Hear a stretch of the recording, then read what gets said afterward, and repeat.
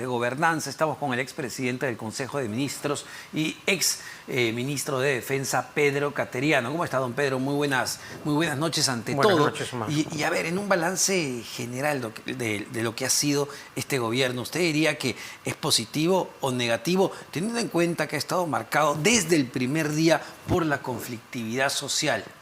Yo creo que la impericia política de la presidenta Boluarte, por lo menos en estos 100 días, demuestra que la gestión pública ha sido casi calamitosa, por no emplear secamente ese término, ¿no? Desde su inicio, desde su juramentación, hasta el pésimo manejo de las protestas.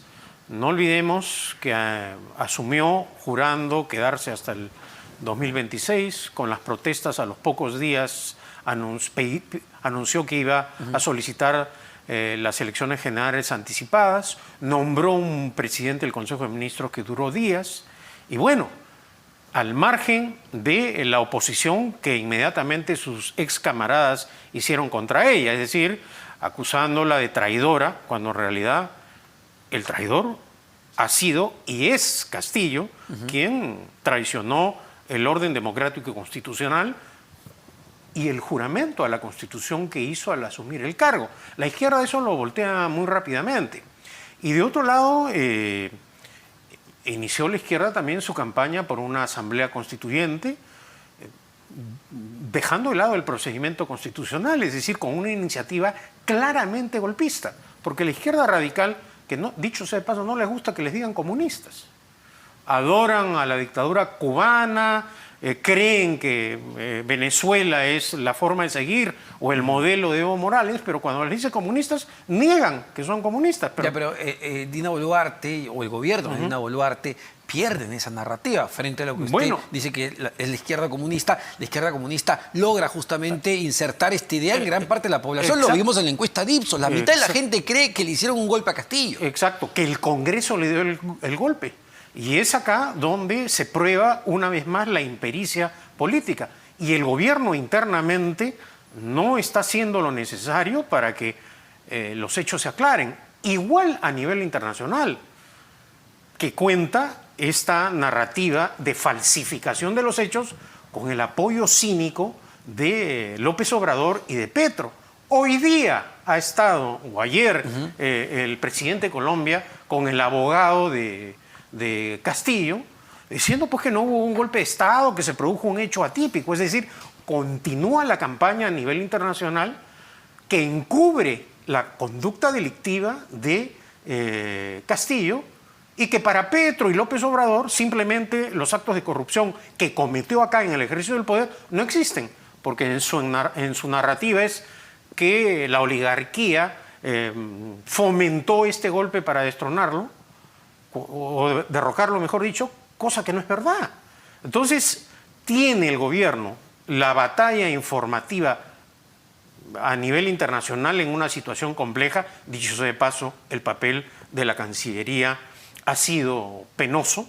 En un comienzo guardaron silencio nuestros embajadores a nivel internacional y luego, por una reacción del viceministro, empezaron a balbucear algunos. Un error primigenio entonces, para hacer una conclusión de lo que dice, es no haberse sabido rodear de las personas adecuadas a tiempo. Hay que recordar un tema importante.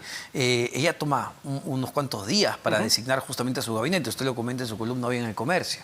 Exactamente. Y eso genera un vacío de poder que la izquierda radical lo aprovechó para organizar los actos de violencia fundamentalmente en la región sur. Y vemos que hasta ahora no se ha logrado restablecer el orden público en Puno, continúan las amenazas, pero acá lo que hay que defender es el orden constitucional. La señora Boluarte no preside una dictadura cívico-militar, como dice la izquierda, o ha accedido al poder por traidora. No, su acceso al poder fue respetando el procedimiento constitucional. Ella fue elegida en la misma fórmula que Pedro Castillo. Sí, claro. Entonces, cuando la izquierda tergiversa los hechos y logra ese espacio, ahora, con el apoyo de presidentes latinoamericanos que usan su poder de jefes de Estado para encubrir a Castillo, hay una situación muy complicada. Sin embargo, más allá de que Castillo esté justamente en la cárcel en este momento procesado por rebelión, conspiración para rebelar, además de corrupción, que es importante, también es cierto que la respuesta del gobierno de Dina Boluarte ha sido, digamos, la represión. Y ahí tenemos a los más de 60 muertos en diferentes regiones. Eso no es responsabilidad de Castillo, eso es responsabilidad del gobierno de Dina Boluarte. Sin duda alguna, y creo que estos hechos no solamente han causado conmoción a nivel nacional, sino a nivel internacional.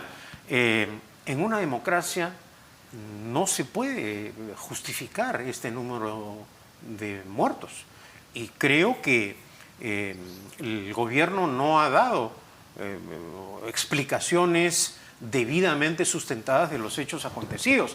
Es más, el presidente del Consejo de Ministros se ha lavado las manos, como diciendo, esto es culpa de los militares. Y dicho sea de paso, dentro de todo lo malo ocurrido, una de las pocas cosas positivas es que las Fuerzas Armadas y la Policía Nacional no apoyaron la aventura golpista de Castillo. Entonces, si a eso le sumamos la delicada situación por la que está atravesando el país como consecuencia de esta crisis climática, los huaicos, las muertes continúan, el dolor sigue enlutando a las familias peruanas, es decir, estamos en una situación crítica. Y a ver, ¿no? para un premier o para un gobernante, usted que además ha estado cerca, gobernantes, ¿cuán importante es darse cuenta que ciertos ministros o ciertos presidentes de consejos de ministros ya cumplieron un ciclo, que ya tienes que hacer un recambio, porque siguen, en el caso de Dina Boluarte, siguen las heridas abiertas? Y no solo eso, apreciamos, por ejemplo, hechos que un ministro o viceministro en plena crisis se le encuentre bebiendo licor, que una ministra sin pudor alguno se vaya de viaje, como ocurre con un numeroso grupo de congresistas, dan pues una pésima imagen de lejanía a las urgentes necesidades del pueblo. La presidenta de la República tiene la obligación de liderar políticamente y en este momento ser la conductora para solucionar esta crisis. ¿Le basta a Dina Boluarte, digamos, gobernar con la alianza tácita que hay en este momento en el Congreso de la República o con los partidos de centro, los partidos de derecha? ¿Le basta para llegar al 2026 con un rechazo creciente en este momento entre la población? Lo que creo que hay es una carencia de cuadros técnicos, no tiene partido, no tiene parlamentarios, y bueno, se ve eso en el desorden del manejo gubernativo.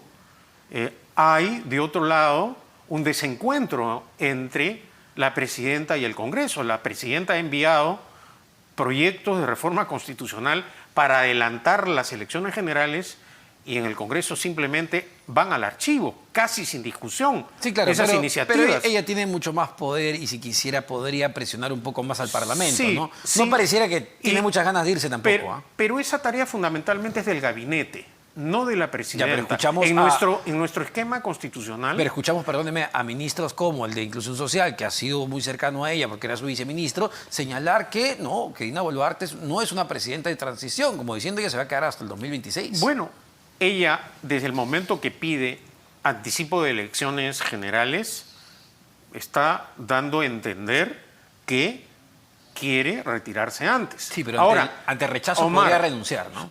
Podría renunciar, pero yo creo que para la estabilidad política del país, otra caída de otro presidente significa ya no una parálisis temporal del gobierno, es lo más cercano a la anarquía. Cuando un ministro cae, hay una parálisis en la gestión pública de un ministerio. Cuando un gabinete es censurado o se le niega la confianza, la magnitud de la inestabilidad política es mayor.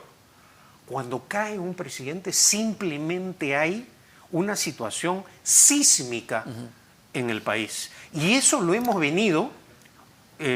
hace 6 años estamos con esto. Estamos en ese plan. Y una de las consecuencias de esta crisis es precisamente esta lucha política que no cesa. Entonces, cargarse al presidente de la República nuevamente, creo que sería un error. Lo que tiene que jugar la presidenta es todas las armas. ¿Por qué no envía al señor Otárola a plantear un diálogo en donde exija al Parlamento?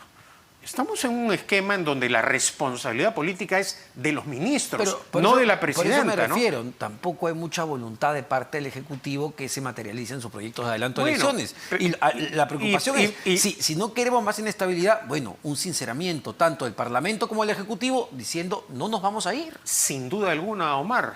Y consecuencia de esta negligente e irresponsable conducta de los parlamentarios y del gobierno es la catastrófica imagen del Congreso. Es decir, tenemos un Congreso repudiado por la gente, precisamente por su conducta cínica, impúdica ante la población, ¿no? Y no pareciera importarles mucho en realidad. Se van de viaje en plena emergencia, dicen que plata hay justamente para esto, gastan $500,000 en remodelar la oficina. Entonces, no pareciera importarles mucho lo que opine la gente tampoco. Bueno, y eso ahonda la crisis, no es que ayuda a solucionar la crisis, ¿no? Ahora, a ver... Y de otro lado vemos también, hay que analizar las votaciones. Sí. Es decir, la izquierda sigue boicoteando, Alianza para el Progreso, Acción Popular en bloque. Es decir, con los niños de Acción Popular intocables, porque hay que señalar que este Congreso está encubriendo a colegas parlamentarios acusados de hechos graves de corrupción y no pasa nada. Y ese es un hecho, yo creo, grave que afecta también a nuestra democracia. No puede ser posible pues, que continúen en el cargo. Es decir, ha tenido la prensa, la ciudadanía que protestar para que sea desaforado un congresista acusado de violación.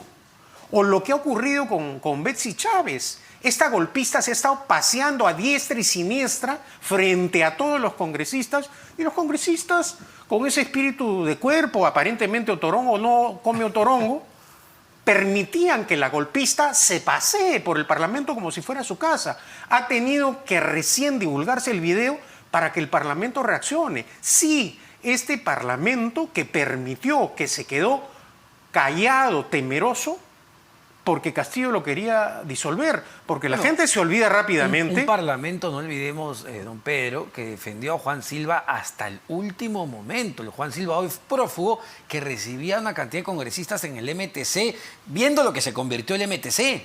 Exactamente. Y el manejo de ese presupuesto y de los parlamentarios involucrados en esta clase de negocios ilícitos con Silva, hasta ahora no se sabe. El Parlamento no indaga. Prácticamente el Congreso ha renunciado a su tarea de fiscalizar y de hacer efectiva la responsabilidad política. Sí, claro, entonces, y volvemos a lo mismo, por eso le decía, el Ejecutivo tiene herramientas también para presionar justamente al Congreso de la República. Sin duda. Pero pareciera que hay un matrimonio ahí, digamos, muy feliz. Yo no sé si ese Servinacuy está funcionando o no, pero los resultados son fatales para nuestro débil sistema democrático, sin duda alguna. Y por eso quería volver al tema del gabinete. Ya en 100 días, el gabinete Otárola está desgastado, tendría que haber un recambio. El gobierno de Dina Boluarte necesita oxígeno a partir de lo que estamos viendo con la emergencia. A ver, yo creo que en una situación de emergencia hay que apoyar a la autoridad. En este momento, la presidenta Boluarte se debería enfocar, dedicarse a tiempo completo para gestionar eficazmente la catástrofe que estamos viviendo. Y creo que la crítica que estamos haciendo y la evaluación tiene que ser al final de esta gestión.